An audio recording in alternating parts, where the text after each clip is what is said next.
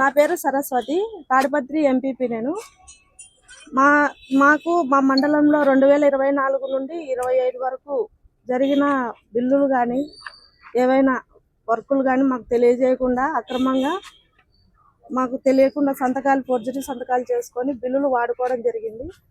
దానికోసం మేము కలెక్టర్ గారి దగ్గరికి వివరాలు అన్ని తెలుసుకోమని చెప్పి మేము అడగడానికి వచ్చాము. కానీ లాస్ట్ 22వ తారీఖు మేము అర్జీలు ఇచ్చాము, కానీ మాకు రెస్పాన్స్ లేదు. మళ్ళీ ఒకసారి ఇవ్వాలని వచ్చాము. మాకు మీ సాయం కూడా అందాలని కోరుకుంటున్నాము. 15th ఫైనాన్స్ కానీ జనరల్ ఫండ్ కానీ ఇట్లాంటివి కొన్ని ఫండ్స్ వాడుకోవడం జరిగింది మాకు తెలియకుండా.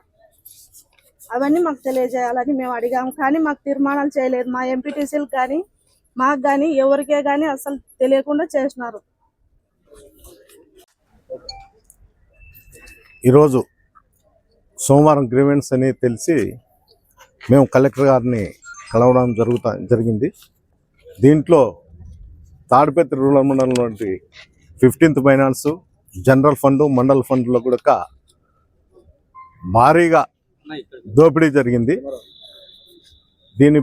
దీనిపైన విచారణ జరపాలనేది మేము అడగడం జరిగింది. దీంట్లో ఏమంటే ఏ గ్రామంలో అయినా కానీ ఆ పంచాయతీలో ఉండేటువంటి వాళ్ళు తీర్మానం చేసుకొని ఆ పంచాయతీ పరిధిలో ఏదైనా డెవలప్మెంట్ చేయడానికి అక్కడ ఉన్నటువంటి వార్డు మెంబర్లు సర్పంచ్ తీర్మానంతోనే జరుగుతుంది. తాడిపత్రిలో మాత్రము తాడిపత్రి మండలంలో యూఆర్డి సెక్రటరీలు వాళ్ళ మండలాఫీస్లో ఉండేటువంటి కొంతమంది ప్రైవేటు వ్యక్తులను అపాయింట్ చేసుకుంటుంటారు. వర్క్ ఓవర్లోడ్ వలన దానివల్ల వాళ్ళ పేర్లతో ప్రతి పంచాయతీ నుండి కూడా 20, 10 లక్షలు, 20 లక్షలు, 30 లక్షలు, దాదాపు 1 కోటి నుండి 2 కోట్ల వరకు దోపిడీ జరిగింది. కాన్సెన్స్ వైడ్ ఒక 5 కోట్లు దోపిడీ జరిగింటుంది. ఈ విధంగా దాంట్లో ఓచర్ నెంబర్లతో దేకీలు అంటే ఓచర్ రాసింటారు, పలానా ఏరియా నుండి పలానా ఏరియా వరకు వర్క్ చేసినాము, ఆ వర్క్కు గాను ఇంత బిల్లు డ్రా చేసినాము అని. ఈ విధంగా డ్రా చేసిన డబ్బు అంతా కూడా ఆ పంచాయతీ పరిధిలో ఉండేటువంటి వ్యక్తులు మటుకు కాదు, వేరే పంచాయతీలో వాళ్ళు లేకపోతే ఆఫీసులో సంబంధించిన ఎంప్లాయీస్ సంబంధించిన బంధువులు, మిత్రుల పేర్లతో డ్రా చేయడం జరిగింది. ఈ 15th ఫైనాన్సే కాదు, మండల్ ఫండ్ కానీ జనరల్ ఫండ్ కానీ వివిధ రకాలు ఉండేటువంటి ఫండ్స్ అన్నీ కూడా ఈ విధంగా ఫ్రాడ్ చేయడం జరిగింది తాడిపత్రిలో.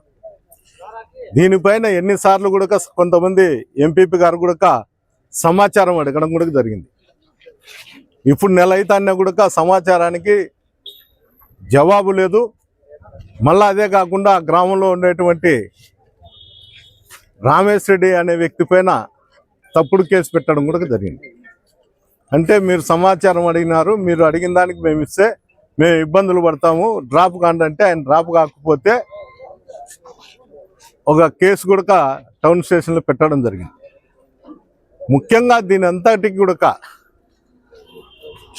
రాష్ట్ర ముఖ్యమంత్రి గారు మెడికల్ కాలేజీల పైన పీపీపీ విధానం తీసుకొస్తే తాడిపత్రిలో ఒక దీవి మాదిరి చూసి జేసీ ప్రవాగ్ రెడ్డి అంటే పీపీపీ అంటే ప్రవాగ్ రెడ్డి పోలీస్ ప్రైవేట్ లిమిటెడ్ అని ఒక వ్యవస్థను పెట్టడం జరిగింది తాడిపత్రిలో. అంటే జిల్లా అధికారుల పరిధిలో ఈ వ్యవస్థలన్నిటి కూడా తాడిపత్రిలో పనిచేయవు. జిల్లాధికారులు ఎవరు చెప్పినా కూడా అక్కడ ఉండేటువంటి ఎంప్లాయీస్ మాత్రం తాడిపత్రిలో పనిచేయవు. ఏంటంటే తాడిపత్రి టీఎంఎల్ దగ్గర ఒక వారం నుండి మాట్లాడుతున్నారు.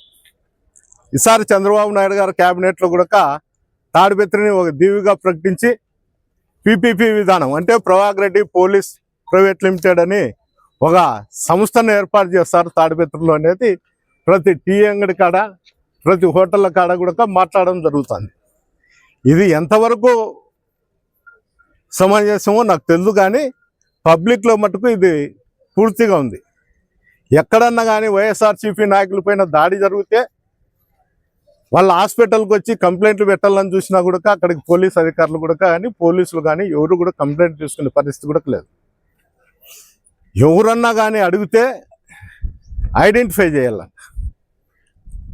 వాళ్ళు హెల్మెట్ పెట్టుకొని వచ్చి కొట్టినారు కదా, మీరు ఐడెంటిఫై చేయాలని.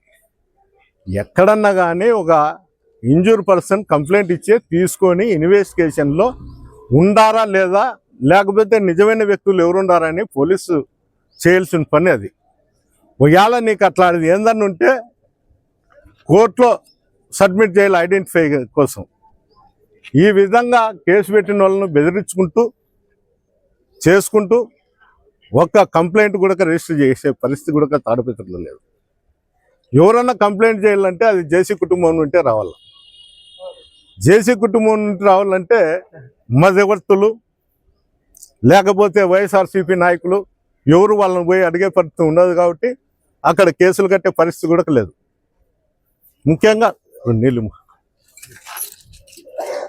ఇట్లాంటి విషయాలన్నీ కూడా మేము ఎన్నోసార్లు కూడా జిల్లాధికారులకు చెప్పడం జరుగుతుంది. జిల్లా అధికారులకు చెప్పినా కూడా పరిశీలించుతాం, చూస్తాం, చేస్తాం అని చెప్తారు. అందుకే ఆయనంతకు ఆయనే ఒక వ్యవస్థను సమకూర్చుకొని వ్యవస్థను పెట్టుకోవడం కూడా జరిగింది. ఈ విధంగా తాడిపత్రిలో ఒక పోలీసు వ్యవస్థే కాదు, ప్రతి ఆఫీసులో కూడా ఆయన కన్సల్ని నడుస్తుంది. ఇంత ఫ్రాడ్ జరుగుతాన్నా, ఇన్ని జరుగుతాన్నా కూడా అతను కనీసం ఆఫీసర్లను కూడా అడిగే పరిస్థితిలో లేరు. లాస్ట్కు డిజిటల్ కీ కూడా పంచాయతీ సర్పంచుల దగ్గర నుండి అధికారులు తీసుకోవడం జరిగింది. అంటే కొంతమంది మహిళలు ఉంటారు సర్పంచులు, వాళ్ళ దగ్గరకు పోయేది సెక్రటరీలు సంతకాలు పెట్టించుకునేది, అన్నను అడిగినాంలే పెట్టనిమ్మా అని చెప్పేది పెట్టించుకునేది. ఈ విధంగా బిల్లులు చేస్తాం. ఏదేమైనా ఆ పంచాయతీ పరిధిలో ఉండేటువంటి వాడు చేసుకుంటే ఏదో వర్క్ చేసినాడనే ఆలోచన ఉంటుంది.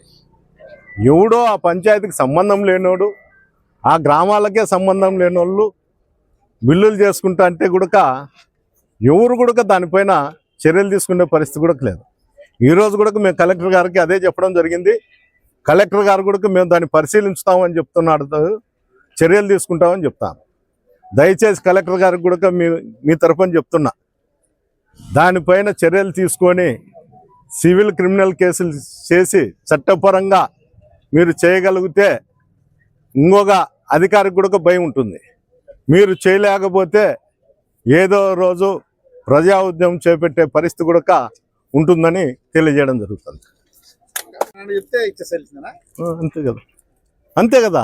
ఇప్పుడు జరుగుతుంది అదే నేను చెప్తాను, పీపీపీ విధానం అని. చంద్రబాబు నాయుడు చూస్తే మెడికల్ కాలేజీల మీద పీపీపీ విధానం తీసుకొచ్చినాడు. ఈయన చూసుకొచ్చే ప్రవాగ్ రెడ్డి పోలీస్ ప్రైవేట్ లిమిటెడ్ అని ఈయన తీసుకొచ్చినాడు. అంటే వ్యవస్థలు రేపు జరగబోయే రోజుల్లో కూడా ఏ ఎమ్మెల్యే ఎంతకు ఆ ఎమ్మెల్యే ఒక సంస్థ ఏర్పాటు చేసుకొని ఇక్కడ ఉండేటువంటి అధికారులు కూడా వాళ్ళ కన్సల్లో నడిచే విధంగా చూస్తున్నారు తప్ప జిల్లా అధికారులు కన్సల్లో చూసే పరిస్థితి నాకైతే కనుచూపు మేరలో కనరాడంలే. ఎందుకంటే తెలిసి తెలియనట్టు నటిస్తారా, అన్నీ తెలిసి కూడా ఊరుకుంటారా, లేకపోతే మాకెందుకులే అక్కడ ఉండేటువంటి ఎమ్మెల్యే పోస్టింగ్లు వేయించుకున్నాడు అతనే పడతా అంటాడు అనేది కనీసము ఆలోచన అనేది కూడా లేదు. నేను ఎన్నోసార్లు చెప్పిన అసాంఘిక కార్యక్రమాలపైన చర్యలు తీసుకోండి, మా సాగు మేము వస్తాం, మమ్మల్ని కొడితే కొట్టించుకుంటాం, కేసు పెట్టించుకుంటాం, లేకపోతే ఊరుకుంటాము. కనీసం సామాన్య ప్రజలను కూడా కాపాడమని ఎన్నిసార్లు మేము జిల్లాధికారులను కోరడం జరుగుతుంది, అందరికీ చెప్పడం కూడా జరుగుతుంది. జిల్లాధికారులు దాని గురించి పట్టించుకోవడంలే, పర్సూ చేస్తామంటారు. పర్సూ చేస్తామంటే ఏమని, ఇంకా 4 మటకా కంపెనీలో లేకపోతే 4 బంగాకు స్టోరేజ్లో పెట్టుకోమన్నా, లేకపోతే అవి అరికడతామన్నా, ఏదైంది కూడా దానికి అర్థం కావడంలే. ఎందుకంటే మేము ఈరోజు చెప్పినాము, సాయంత్రానికి 4 పట్టకొస్తారు అమాయకులను, వాళ్ళని పట్టకొచ్చి 500 400 ఫైన్ వేస్తారు, మళ్ళీ ఇడిచి పెడతాడు వాడు. మళ్ళీ పొద్దున్నే మళ్ళీ వాళ్ళంతా వాళ్ళ వ్యాపారాలు వాళ్ళకి చేస్తారు. నేను చెప్పేది అబద్ధం కాదు. మీరు కనీసము పరోక్షంగా కానీ మీరు ఎక్కడి నుండి అయినా కానీ పోయి చూడండి, చూస్తే తెలుస్తుంది అక్కడ ఏం జరుగుతుంది, ఏం కథ అనేది. మీరే వ్యవస్థలను గాలికి వదిలేస్తే సామాన్యుల పరిస్థితి ఏమి? ఇవన్నీ కూడా అడిగితే రేపు పొద్దున్న నుండి ఇన్స్ట్రక్షన్స్ పెడతారు. ఎమ్మెల్యే ఆ పెళ్ళికి పోకూడదు, ఆ డిన్నర్కి పోకూడదు, ఎవరన్నా ఇంటి దగ్గరకు పోతే వాళ్ళ మీద దాడులు చేయడం ఉంది. అడకపోతే ప్రొద్దున లేస్తే దినదిన అభివృద్ధి చెందుతుంటాయి అసాంఘిక కార్యక్రమాలు. ప్రతిరోజు బంగాకు వచ్చింది, దీనివల్ల ఎంతో చెడుపు. వీళ్ళు తాగి ఏం చేస్తున్నారో తెలియదు, కుటుంబ సభ్యులను కొడతారో తెలియదు, బయటని కొడతారో తెలియదు, పోలీసు అధికారుల మీద దాడి చేస్తున్నారో తెలియదు. నిన్న లేకమన్నా ఒక వారం కిందట అనంతపురం టౌన్లో కూడా పెద్ద కథలు విన్నారు. యాన్నో చేనులో ఉంటే వీళ్ళకి ఇన్ఫర్మేషన్ వచ్చే ఎన్కౌంటర్ కాలుకి కాల్చినావు, దెబ్బ తగిలింది, వాడు నడుచాడు, ఇల్లు పెట్టినారని ఈ విధంగా కథ అలుగుతూ అంటారు. ఎవరినో అమాయకులు తీసుకుపోయేదో లేకపోతే ఇంకోటి చేస్తాను. ఏం అడిగే పరిస్థితి కూడా లేదు. అడుగుతమే వీళ్ళు ఆలోచన ధోరణి వేరు, ప్రతిపక్షంలో ఉండారు, మమ్మల్ని ఏదంటే అది మాట్లాడుతుంటారు, ఏదంటే అది చేస్తుంటారు. మాకన్నా సర్వీస్ చేసేవాళ్ళు ఎవరు లేరు అని చెప్తుంటారు. సర్వీస్ చేయడం అంటే అసాంఘిక కార్యక్రమాలు పెంచి పోషించడం కాదు, ప్రజలను కాపాడే పరిస్థితి వచ్చినప్పుడే ఆ ఏ అధికారికైనా పేరు ఉంటుంది. ఫలానా హయాంలో ఫలానా ఆఫీసర్ వచ్చినాడు, ఆ ఆఫీసర్ వచ్చినప్పుడు ఇట్లుందని జిల్లాలో ఈ రోజు కూడా చెప్పుకుంటారు. ఆ విధంగా పేరు ఉండాలి తప్ప అసాంఘిక కార్యక్రమాలు ఎవడంతా కూడా అధికారి ఎవడంతా కూడా దోచుకొని పోతాంటే పైన ఉండేటువంటి అధికారులు చూస్తున్నట్లు పోతాంటే దీనికి అర్థం ఏముంటుంది?